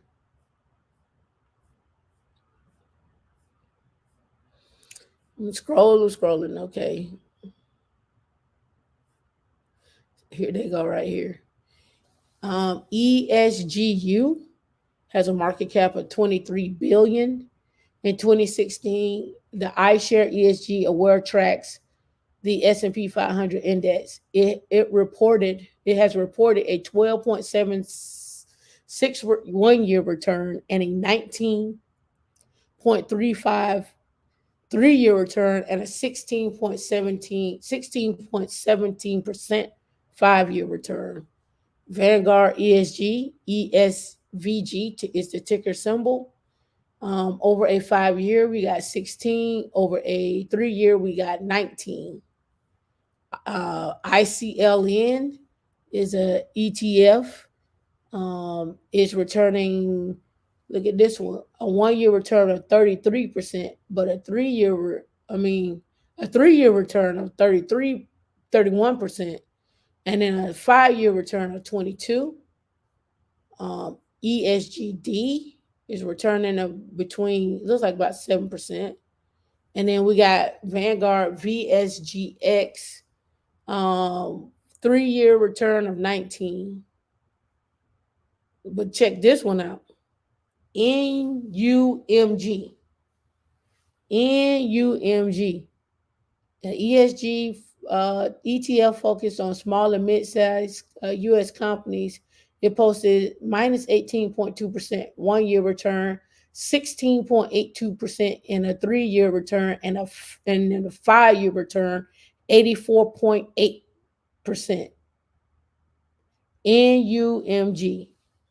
We can go over here to Yahoo Finance. And then let's look at what is it? NUMUNNG. I'm getting it all wrong. NUMG. NUMG. NUMG. NUMG.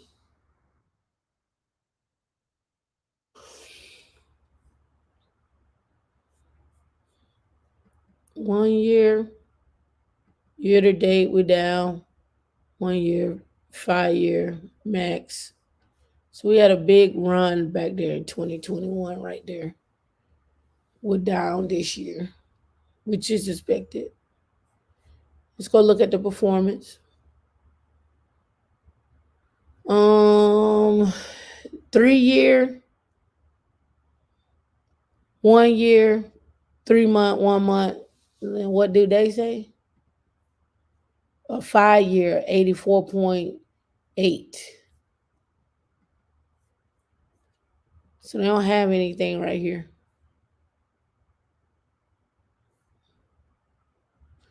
So annual history, they got Yahoo got 34.3%, 2020, 45%, 2021, 12.6. Well, I don't know what we're gonna get this year. I wonder what it is year to date. All right. That's ESG funds. That's over what ESG funds is.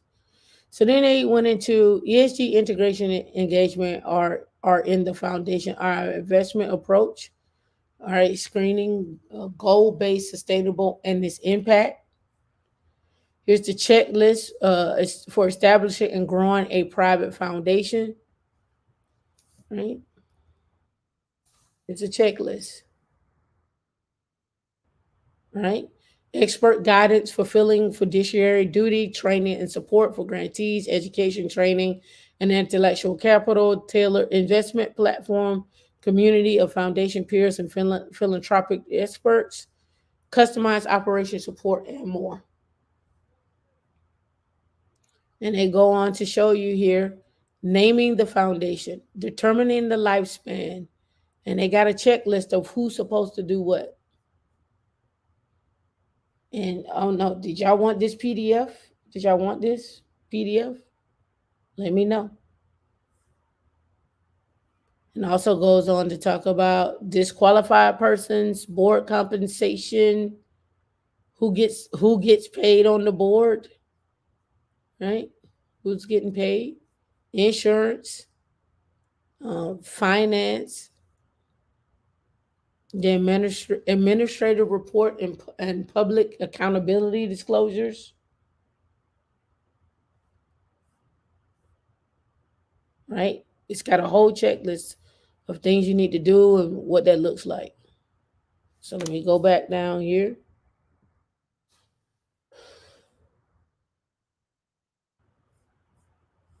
That's it. I'll download it and I'll put it in creating wealth in our Slack group. Sir Speed, thank you. Thank you for the super chat. Thank you for the super chat. And good to see you today. Sir Hell Speak says, "Hey Tam, and shout out to Will and the chat. Hope you're doing well in the GA. Right? Hope you're doing well in Georgia." And last but not least, because hold on, let me look at my time here. I gotta look at my time. Look at my time here. Yeah. All right. So I do want to get this one little thing out. I only have like a few seconds left, but while we're here, um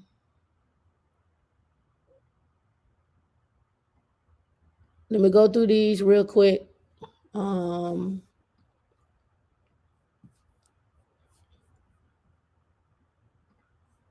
and I'm gonna pull this over.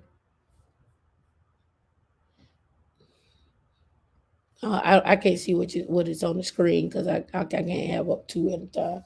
This insider. Okay. Arizona will pay cash to Airbnb hosts who stop short term renting. The strategy is catching on as popular spots try to take back housing for locals. Sedona will pay vacation rentals up to $10,000 to sign long-term lease with local tenants. Now, this is why I wasn't understanding. Is that $10,000 a month? Is that $10,000 a one-time thing? Is that $10,000 per year? Because I'm looking at it like this is a bad deal. Simcia, thank you for the super chat. Thank you. Thank you for the 1999 super chat. My question is, this seems like a bad deal. You let me know if you think this is a bad deal. I think it's a bad deal. I think it's a bad deal, right? Sedona would pay vacation rental. Oh yeah, by the way, Sir Harold Speak, I don't have the grandma that come in and y'all got all your little for your super chat. So because you gave the super chat, you and Sam, I just put my glasses back on. That's all I got for you. That's all I got for you. Sedona will pay vacation rental owners $10,000 to sign long-term leases. Local officials say short-term rentals are currently 15% of the housing stock. Destinations like Colorado, Vermont, and California have proposed or already adopt similar models. If you can't beat them, join them. Because I'm like, if I'm able to make $15,000 a month on my rental, well, this $10,000 seems like a bad deal. If you can't beat them, join them. At least that's the strategy Sedona, Arizona is adopting in return to turn vacation rentals into local housing. This past week, the council officially approved the rental local program, which will pay costs on short-term rental sites like Airbnb and VRBO to take down their listings and rent long-term leases must span at least 1 year to local instead. Amounts will range from $3,000 for one bedroom in a shared home up to $10,000 for full 3-bedroom property, right? It don't say if it's per month or per year or per lease, right? That's what I was looking for. So let's go over here because here's the program right here. Oh, I can't do it that way. Let me do it this way.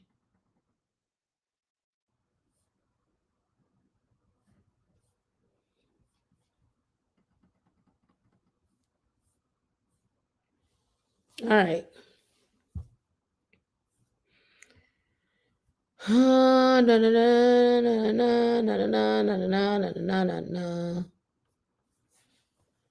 not seeing. These are the minutes from the meeting.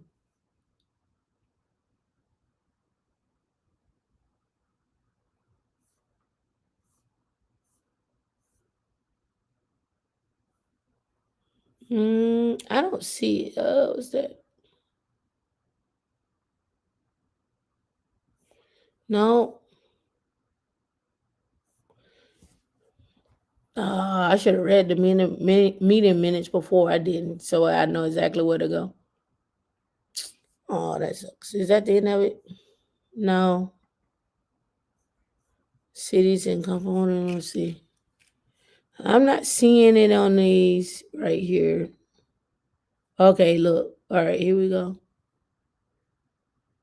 All right, so this gives an example of some stuff.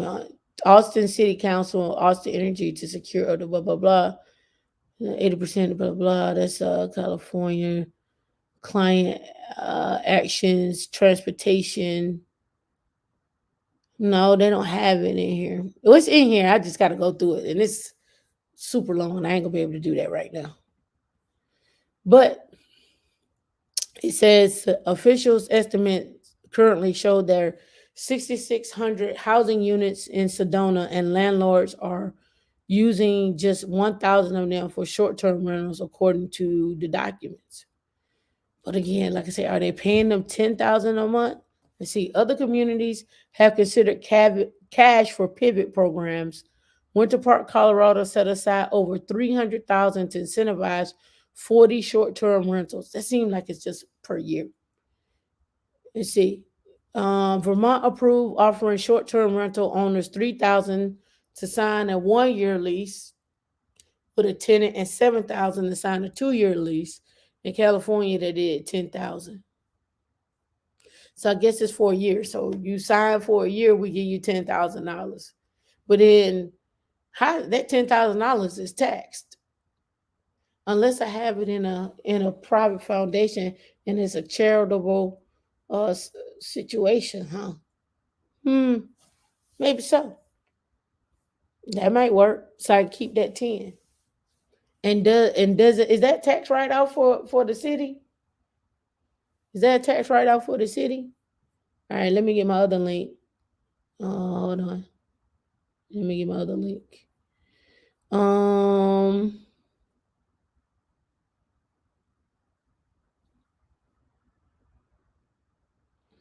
all right, let's go with this one.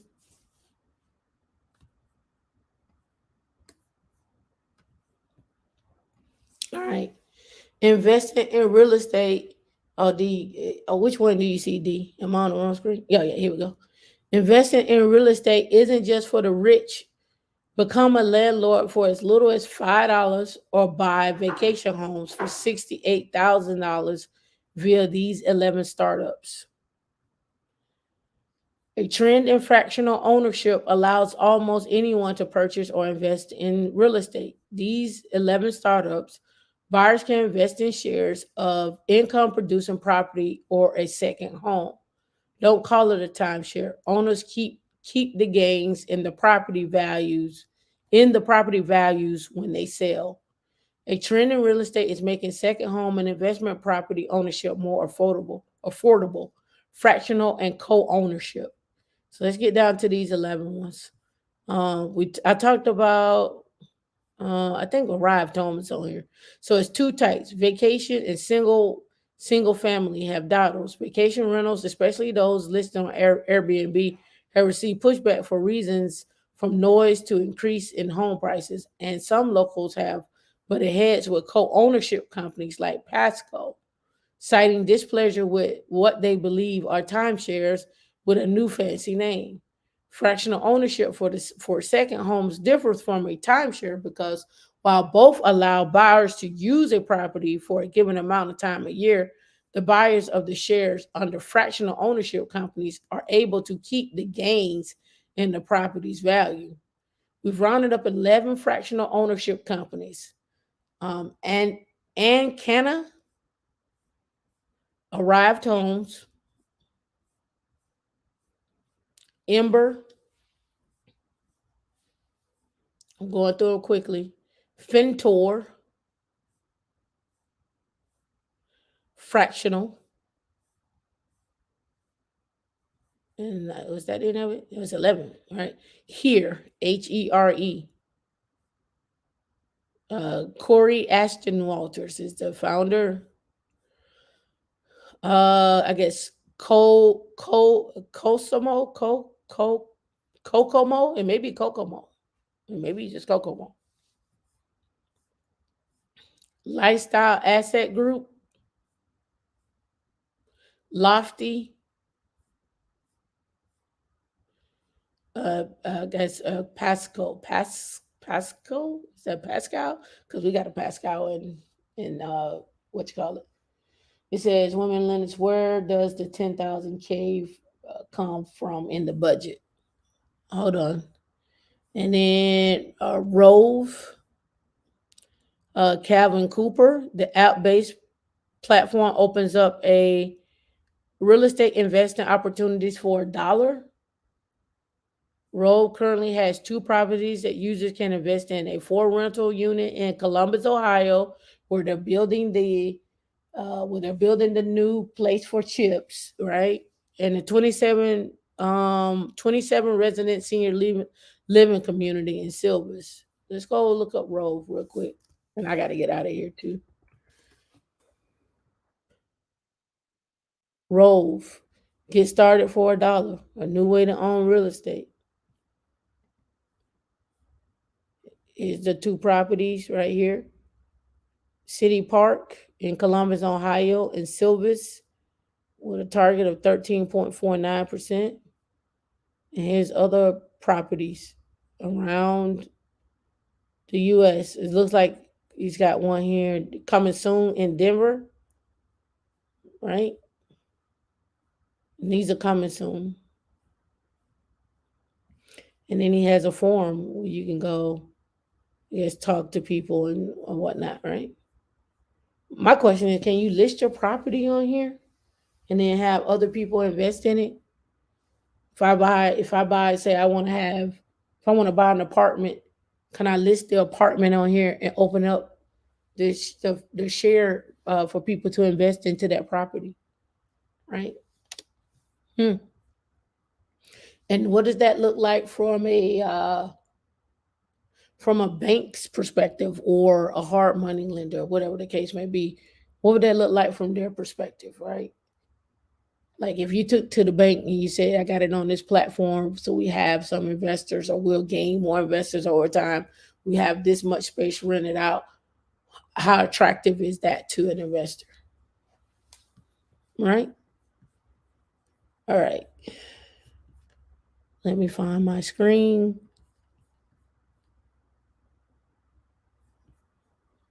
Oh, it's right here. All right, D. I gotta go. D, what? D, you okay?